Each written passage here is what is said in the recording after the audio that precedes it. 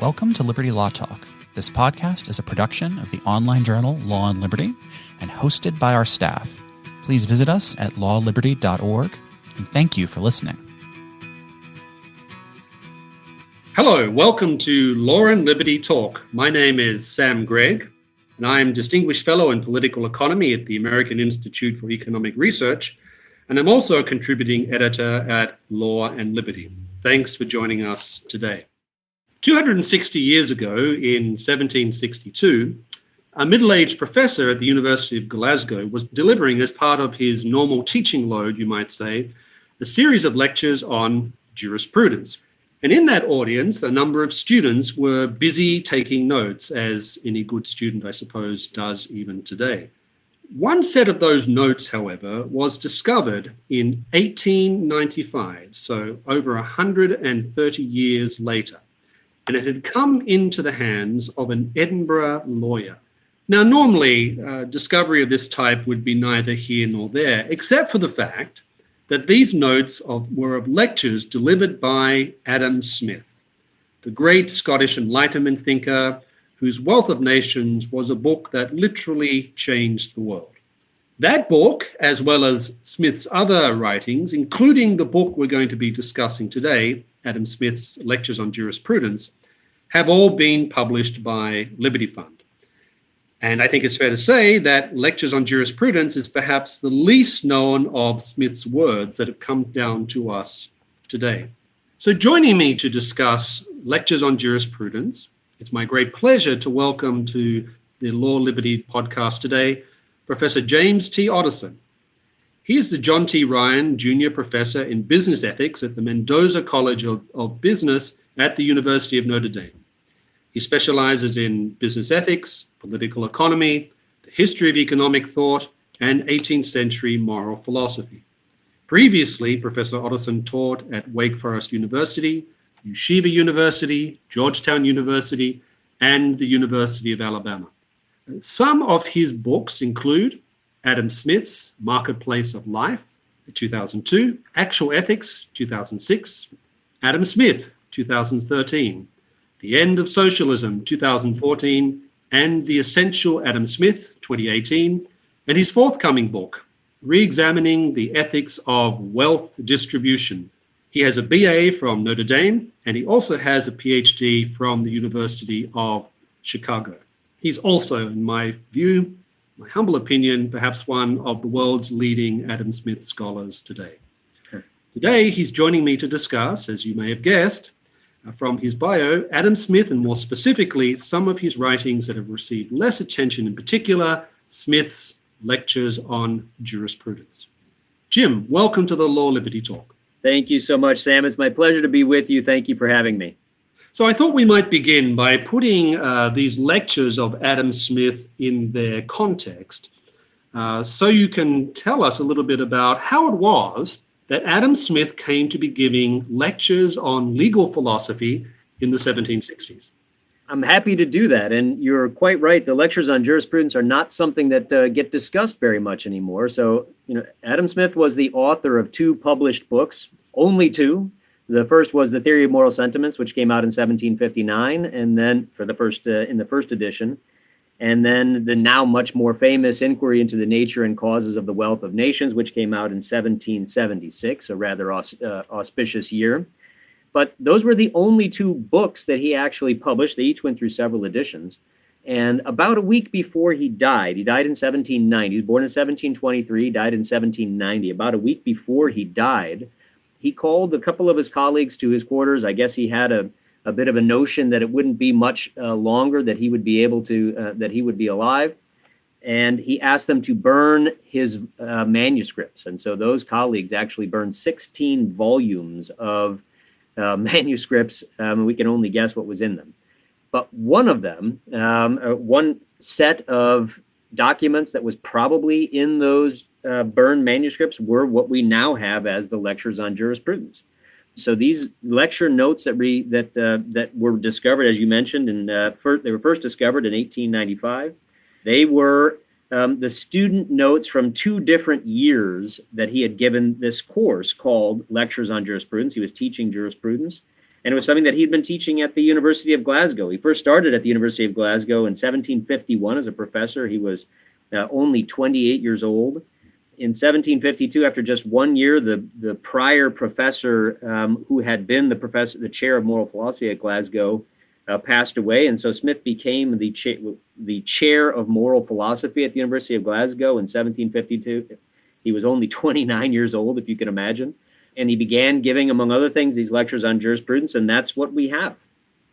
So tell us a little bit about how Smith saw jurisprudence fitting into the wider scheme of university education that he was engaged in teaching. So as a chair of moral philosophy, so something to note about professorships in the 18th century in Britain and in Scotland in particular, people were considered, they were professors of one of two things. Either you were a professor of moral philosophy or you were a professor of natural philosophy. So natural philosophy was all of the subjects that related to the natural world, the non-human natural world. So everything from astronomy to what we would now that has been subsequently broken up into disciplines like geology and botany and all these other fields that study the natural world. That was under natural philosophy. And then moral philosophy, which is what Smith was, that was a field that pertained to all of the aspects of the study of human behavior. So everything we would today recognize as being in psychology, in human history, in politics, and also in moral philosophy. And all of those were fields that Smith was teaching in. So as the chair of moral philosophy in Glasgow, he was teaching a range of courses, everything from logic to natural theology to moral philosophy, and then to jurisprudence, which was at the time, and what Smith considered it, jurisprudence was the study of the laws and regulations that were required for a successful society. So when Smith was giving lectures on jurisprudence, what he was effectively doing is giving a kind of two parts of it. One was the history of the development of human societies. So he gave his theory about why you had different kinds of governments and different kinds of laws and regulations in different human societies.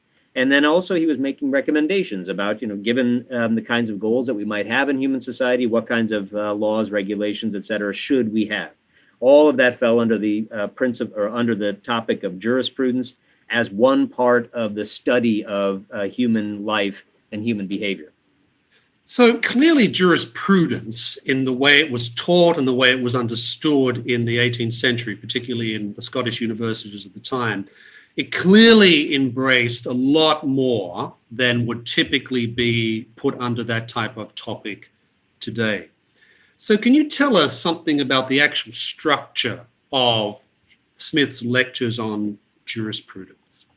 So it was a year-long course that typically met every single day. So you would meet once a day for nearly a full calendar year. So it was quite a bit of material. It wasn't, it wasn't just a 3-month-long course, what you would get in college today.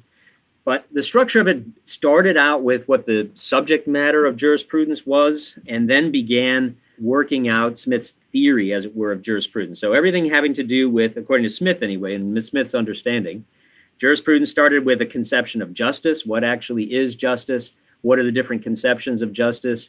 Then what he called police, or what we might call policy today. So what are the rules or regulations or laws that are appropriate to the conceptions of justice?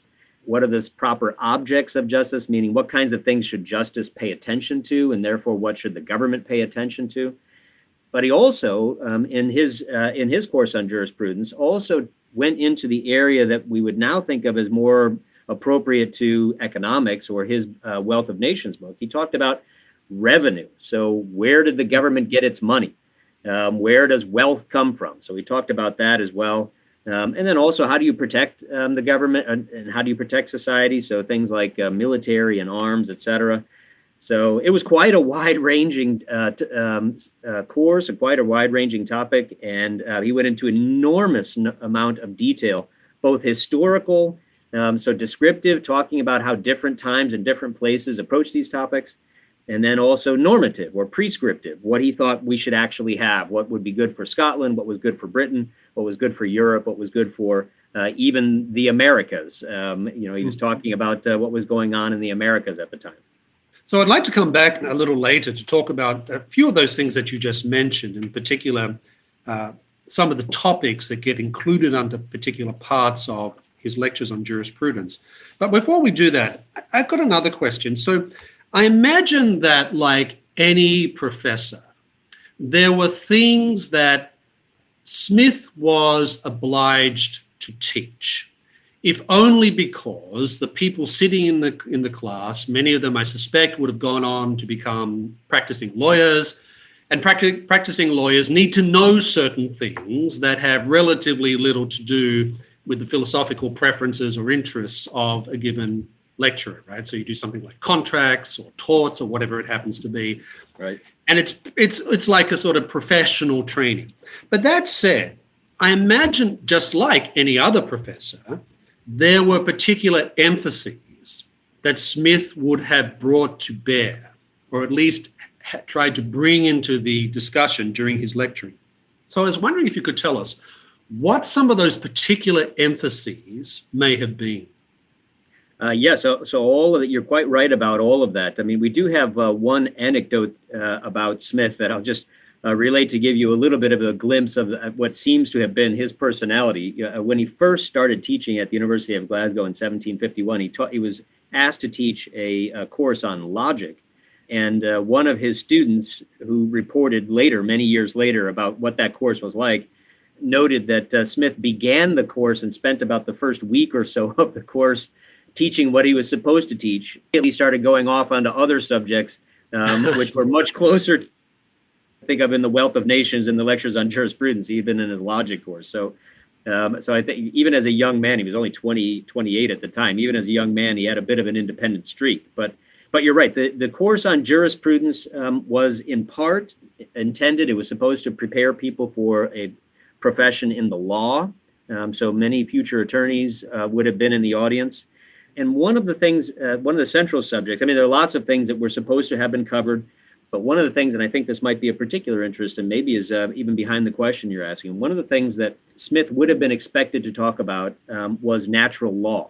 So he would have been expected to review Locke and other major figures in the history of especially British natural law theory and British common law as informed by by natural law theory. And so, in fact, he did do that. And one of the things that's interesting about it, so he talked quite a bit about Locke and others. If we're talking about what constitutes an injury, well, and there are different theories of justice. What constitutes an injury? Well, you can be injured, as Smith said, as a human being, as a man, as a member of a family, as a member of a state. You can be injured in your body, in your property, in your reputation, et cetera. So he walks through these things, all with this kind of background of a sort of Lockean natural law. One of the things that I think is interesting about this, though, is that if you look at the other works that Smith talked about, the Theory of Moral Sentiments or the Wealth of Nations, almost all of that is absent. There's virtually no talk of natural law, no talk of natural rights. So he discussed it in his lectures on jurisprudence. So he's obviously aware of the tradition, took it very seriously, but it did not come to inform much of his own theories. Well, that's interesting as well, because I was going to ask you about that and the way he talks about natural rights. And as you say, he does make reference to people like Locke, although it's not entirely clear that he accepts himself Locke's own particular thesis. Like any professor, you have to teach things you don't necessarily agree with, right? Because it's part of the way in which, in this case, some of these ideas were taken very seriously by judges and lawyers at the time. But there's two particular influences I'd like to, if indeed they are there, that I'd be interested in hearing you say more about. And that is the two H's, David Hume and Francis Hutcheson. Do you have any sense of any particular influences of their thought upon these lectures? Yes, that's a good question. I think both of them were quite influential on Smith's thought. So. And they may help explain why it is that when Smith came to develop his own theories about justice and then ultimately about what we consider economics and the Wealth of Nations, that there's not a lot of reliance on natural law or natural law theory.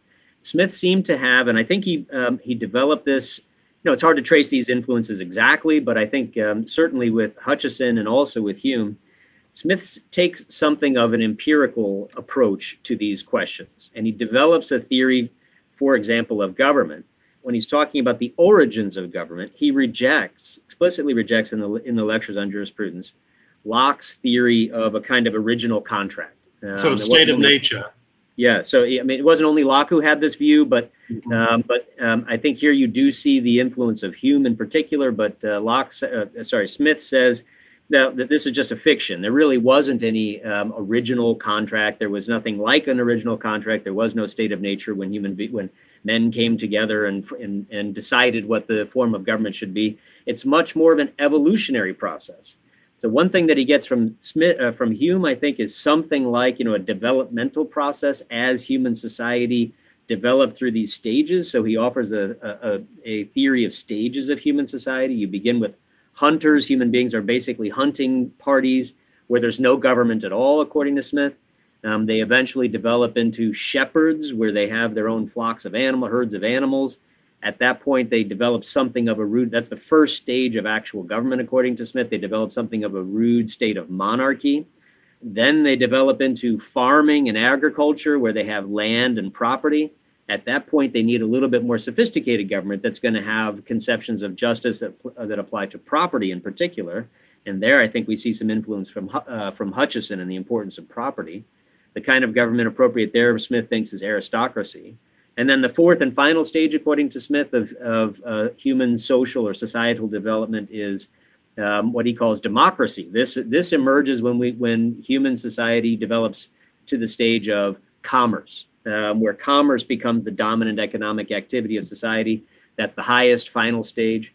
So at all of these stages, the applicable conceptions of justice and the right proper sets of laws and regulations, or the proper form of government, changes according to human development, as Smith argues.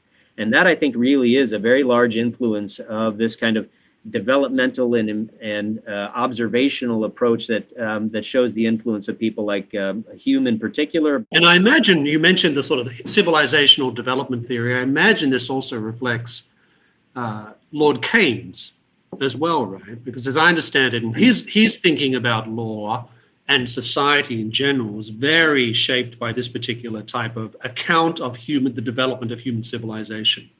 Yes, and I think that might be part of that's a good observation, Sam. And I think these are elements of what came to be known as, and is sometimes called, the Scottish historical school of sort of social science, which is we're going to try to apply, after a stylized fashion, we're going to try to apply the approach that Isaac Newton had such great success with for the natural world. We're going to try to apply that to the human world. And what that means is we're going to try to actually look at various kinds of experiments that human beings have run. We're going to notice, and by experiments, different human societies in different times and places.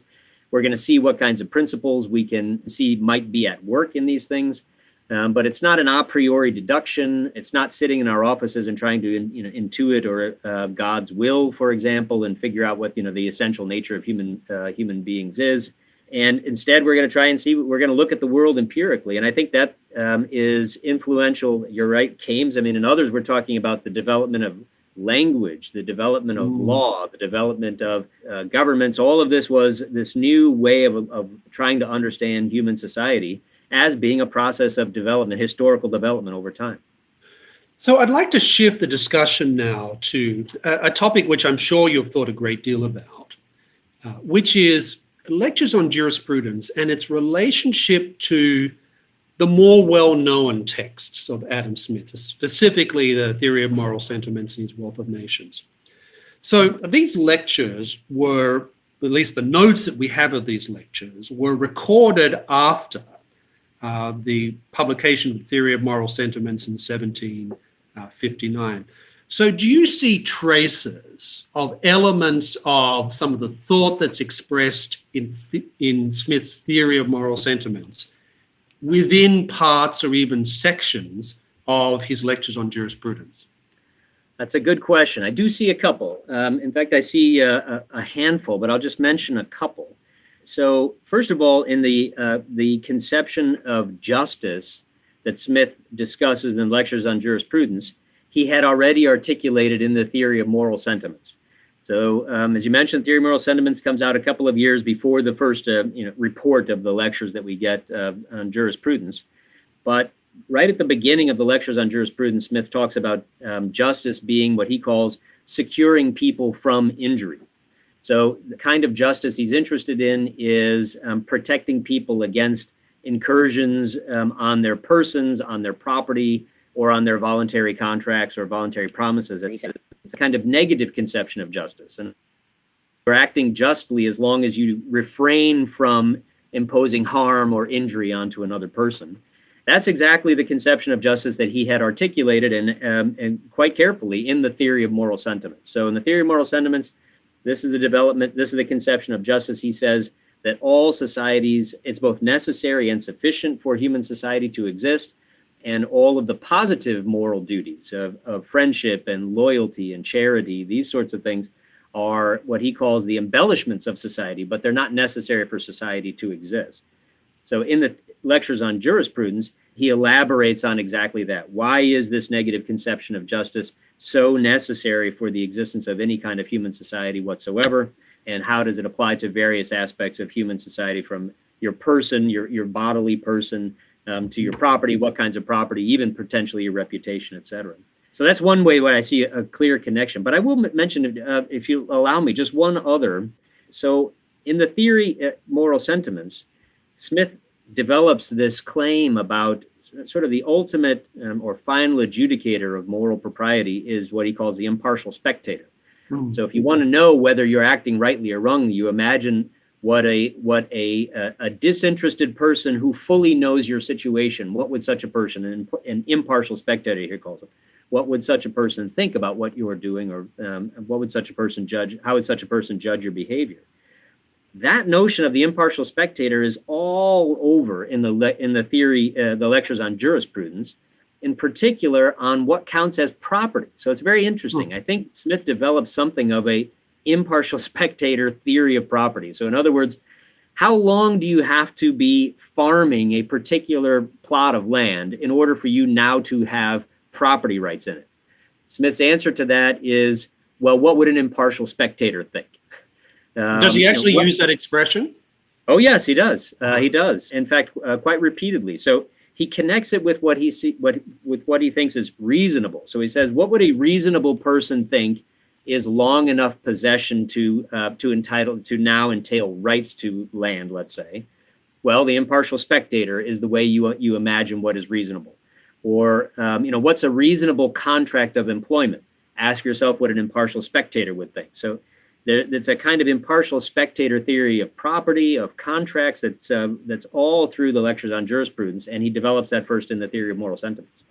Well, let's shift to the second and, of course, the best known of Smith's works, The Wealth of Nations, published, of course, in that momentous year of 1776.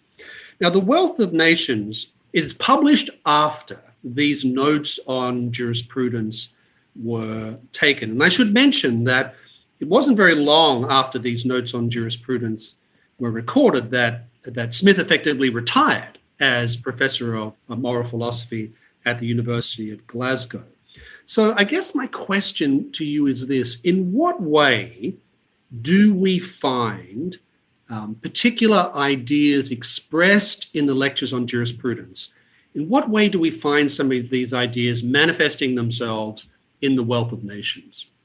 So in a handful of ways. So it's a good question. So you're right that Smith actually retired, as you say, from being a professor at the University of Glasgow in 1764. He was the ripe old age of 41, but he left to become a personal tutor to the Duke of Buccleuch. So he did some traveling with the Duke of Buccleuch, became his personal tutor. And it wasn't until 1776 that The Wealth of Nations was published. What we see, I think, and remember, the lectures on jurisprudence, what we have are students' notes from his lectures. So we don't still have Smith's own lecture notes. We have carefully compiled, in fact, extraordinarily carefully compiled notes, but they are students' notes, not Smith's own notes. But one aspect of the lectures on jurisprudence, one aspect of the course that he taught, and so therefore part of the lecture notes that we have, pertains to what Smith calls revenue. And the question there is, well, where does, so governments at different stages of their development will have different proper activities, and some of these proper activities will require revenue to execute. So for example, once we've gone from, say, farming to commerce, Smith thinks we're going to need to have protection against foreign aggression. We're going to need to have protection even against internal or domestic aggression. And that requires, against foreign aggression, that requires some kind of military, an army, perhaps a navy. Protecting us against domestic aggression, that requires police and courts, etc. All of that is pertaining to property. So as society develops, as human societies develop, they begin to have a much greater dependence on property, and property can only serve the function it's going to serve if it's protected, if people are secure in their property. So they need police, courts, etc., domestically, and military for foreign aggression. Both of those cases, what Smith is arguing, I think, which will become much more evident in The Wealth of Nations, he's assuming that what we want is increasing prosperity for our society. So we want increasingly to generate revenue that will enable us to alleviate poverty, to increase the resources, what he calls the necessaries and conveniences that are available to people in our society, including in particular the poor. And in order to enable that to happen, we need a government that's going to protect property. And that means we're going to have to think about, meaning people who are setting policy in the government, are going to have to think about how do we get the revenue that would enable us to support police, courts, military, etc. So you get a lot of discussion in the lectures on jurisprudence about what are the best ways to tax, what are bad ways to tax, what are the good things to tax for, what are bad things to tax for. And he's very sensitive to not allowing taxation policy to actually inhibit the growth and prosperity and vitality of a society, to serve it rather than for society to serve it. And I would just mention, he, on more than one occasion in the lectures on jurisprudence, talks about the right to revolt. So he does think that that onerous taxation can actually justify a right to revolt. And he says, and a couple of times he says that if taxation reaches the level of something like half of our revenue, if maybe we should revolt, because that means that the purposes it's serving are the government's own services rather than the prosperity of society more generally. And in one place, he actually suggests that not just half, but even if it's a fifth, 1/5, so 20% of the revenue of society, if that's being taken by taxation, then citizens should take a long, hard look at whether that's really benefiting them and increasing prosperity, enabling the increase of prosperity, or is it just satisfying the needs of people in government? It sort of reminds me of what you just said, reminds me of what John Maynard Keynes once wrote in a letter, where he said that something like 25% of income is the upper limit he thought was appropriate for the government to take by way of taxation. So we are clearly living in a very different world today by that standard. So and that brings me to my next question, and you've sort of alluded to this. And when you read these lectures, what do you think they tell us about Smith's view of the role of government in the economy? Because you look at you look at part 2 of the lectures on jurisprudence, which of course is entitled "Of Police," which goes back to something you mentioned before, the way in which this text or this series of lectures were structured. So I'm wondering what you think these lectures tell us, at least at this point of time in Smith's life and thinking, what he thinks is the proper role of government in the economy. That's a good question. It's a big question. So I think what we see here is Smith's thinking about this probably evolving as a result of his study of the history of human experiments in government and in society. So he is astonishingly learned when it comes to human history and different experiments in human society. And if you read through the lectures on jurisprudence, you see examples drawn from numerous countries, numerous areas, and he's not just, it's not just a cursory familiarity. He's actually done some very careful reading of law books and statutes, et cetera. So he's very well learned. But I think what we see is his thinking about this is evolving. And what he's beginning to think is that the proper role of government is to enable people, individuals, human beings, and groups of individuals to improve their own lives rather than working directly to give them or improve their lives for them. I think what he's beginning to do is to sort of invert the classical, or at least a strong, a very influential classical view about the role of, say, elites in society. Where if you think about, Plato's Republic, for example, going all the way back to Plato and the Republic, what's the role of the intellectual elite in society? Well, according to Plato, the philosophers should be kings or queens. They're the ones who understand the good of society. They should organize society in terms of the good. What I think you see Smith in the lectures on jurisprudence, what I think you see Smith seeing is that there have been so many attempts and experiments at this that so often don't seem to work out the way we want them to, that perhaps what government should do and what elites in government should do is instead lower their aims a bit. Rather than I'm going to create the ideally good city or the ideally good state or the ideally good country, instead maybe what we should first try to do is to create conditions in which individuals can improve their own lives. And that's sort of lowering the sights quite a bit. You're no longer the philosopher king who's going to determine the entire composition of society. But instead, I think what Smith thinks is that this is something that might actually be achievable. In other words, in the real world with real human beings facing the cognitive and resource limits that we have, maybe something that's achievable and it would not be such a small achievement. So we're getting close to the end of this Law Liberty podcast. And I'd like to conclude by asking you the following sort of very generic question, but I think it would be important for our listeners to hear your thoughts about.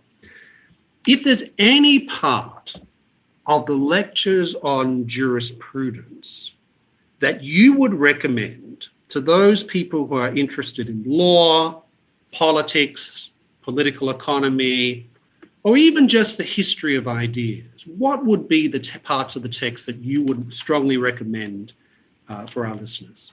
That's a great question, Sam. I think what I would recommend is actually, so we have two reports or two students' notes from the lectures on jurisprudence. I think I would look at the second set of notes. So what's sometimes called, it's the report dated 1766, sometimes called Lectures on Jurisprudence, letter B. I think those are a little bit more comprehensive and a little bit more carefully constructed. But I think really all you'd have to do is read the first 20 pages or so. So if you just read the part one of Justice, you're going to get quite a bit of the actual meat of Smith's theory, including his discussion of Locke and the American founding, his rejection of the notion of an original contract.